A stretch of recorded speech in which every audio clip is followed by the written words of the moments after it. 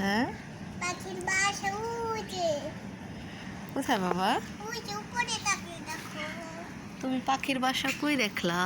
ওই দেখো মা, দেখো মা, কোথায়? সুন্দর করে বেড়ে আছে। সুন্দর করে দুটো পাখি বসে আছে না বাবা? হ্যাঁ মা, এটা ওদের বাসা। এটা ওদের বাসা? হ্যাঁ, বলো তো এই পাখি দুটোর নাম কি? পাখি দুটোর নাম কি জানো? চড়ুই পাখি। ওই যে ওর মা আর ওই যে ওর ছেলে। হ্যাঁ, মোহাম্মদ বলে মা ছেলে। ওরা ওরা ওরা এদের ছেলে ওরা।